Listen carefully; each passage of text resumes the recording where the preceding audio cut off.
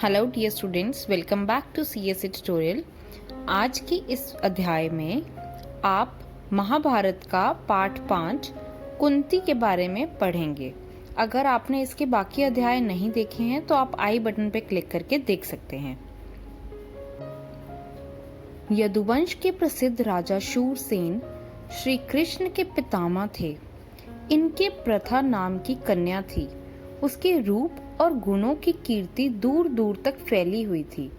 शूरसेन के फुफेरे भाई कुंती भोज की कोई संतान ना थी। शूरसेन ने कुंती भोज को वचन दिया था कि उनकी जो पहली संतान होगी उसे कुंती भोज को गोद दे देंगे। उसी के अनुसार शूरसेन ने कुंती भोज को प्रथा गोद दे दी। कुंती भोज के यहाँ आने पर प्रथा का नाम कुंती पड़ गया। कुंती के बचपन में ऋषि दुर्वासा एक बार कुंती भोज के यहाँ पधारे। कुंती ने 1 वर्ष तक बड़ी सावधानी व सहनशीलता के साथ उनकी सेवा शुश्रूषा की। उसकी सेवा टहल से दुर्वासा ऋषि प्रसन्न हुए और उसे उपदेश दिया और बोले, कुंती भोज कन्या, तुम किसी भी देवता का ध्यान करोगी तो वह अपने ही समान एक तेजस्वी पुत्र तुम्हें प्रदान करेगा। इस प्रकार सूर्य के संयोग से कुमारी कुंती ने सूर्य के समान तेजस्वी एक सुंदर बालक को जन्म दिया। जन्मजात कवच और कुंडलों से शोभित वही बालक आगे चलकर शस्त्रधारियों में श्रेष्ठ कर्ण के नाम से विख्यात हुआ। लेकिन अब कुंती को लोक निंदा का डर हुआ। उसने बच्चे को छोड़ देना ही उचित समझा। इसलिए बच्चे को एक पेटी में सावधानी के साथ बंद करके उसे गंगा की धारा में बहा दिया। बहुत आगे जाकर अथिरथ नाम के एक सारथी की नज़र उस पर पड़ी। उसने पेटी निकाली और खोलकर देखा तो उसमें एक सुंदर बच्चा सोता हुआ मिला। अथिरथ निसंतान था। बालक को पाकर वह बड़ा प्रसन्न हुआ। सूर्यपुत्र कर्ण इस प्रकार एक सारथी के घर पलने लगा। इधर कुंती विवाह के योग्य हुई। राजा कुंती भोज ने उसका स्वयंवर रचा। उसे विवाह करने की इच्छा से देश विदेश के अनेक राजकुमार स्वयंवर में आए। हस्तिनापुर के राजा पांडु भी स्वयंवर में शरीक हुए थे। कुंती ने उन्हीं के गले में वरमाला डाल दी। महाराज पांडु का कुंती से ब्याह हो गया और वह कुंती सहित हस्तिनापुर लौट आए। उन दिनों राजवंशों में एक से अधिक ब्याह करने की प्रथा प्रचलित थी।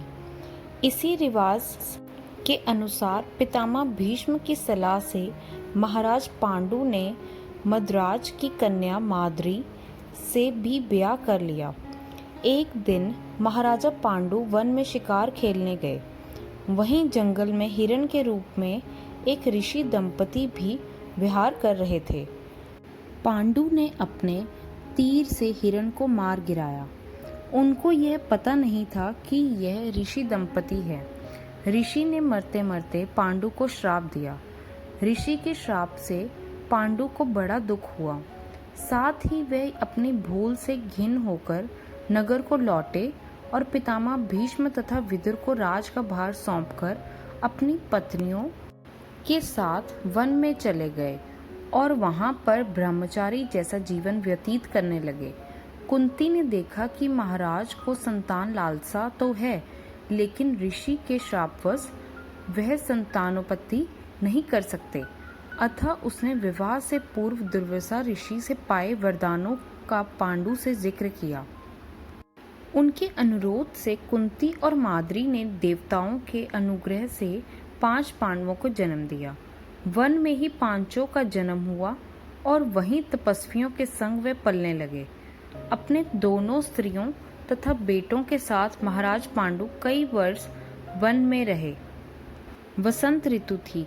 सारा वन आनंद में डूबा हुआ सा प्रतीत हो रहा था। महाराज पांडु माद्री के साथ प्रकृति के इस उदारमय सुषमा को निहार रहे थे। ऋषि के श्राप का असर हो गया। तत्काल उनकी मृत्यु हो गई। माद्री का दुख पार ना रहा। पति की मृत्यु का वह कारण बनी। यह सोचकर पांडु के साथ वह भी मर गई। इस दुर्घटना से कुंती और पांचों पांडवों की शोक की सीमा ना रही, पर वन के ऋषि मुनियों ने बहुत समझा बुझाकर उनको शांत किया और उन्हें हस्तिनापुर ले जाकर पितामह भीष्म के सुपुर्द किया। युधिष्ठिर की उम्र उस समय 16 वर्ष की थी। हस्तिनापुर के लोगों ने जब ऋषियों से सुना कि वन में पांडु की मृत्यु हो गई तो उनके शोक की सीमा ना रही। पोते की मृत्यु पर शोक करती हुई सत्यवती अपनी दोनों विधवा पुत्र वधुओं अंबिका और अंबालिका को साथ लेकर वन में चली गई। तीनों वृद्धाएं कुछ दिन तपस्या करती रही और बाद में स्वर्ग सिधार गई। अपने कुल में जो छल प्रपंच तथा अन्याय होने वाले थे उन्हें ना देखना ही संभवतः उन्हें उचित समझा। आशा करती हूँ आपको ये अध्याय अच्छा लगा हो। ऐसी और वीडियोस को देखने के लिए आप CSC ट्यूटोरियल को सब्सक्राइब करें और इस वीडियो को लाइक करें। धन्यवाद।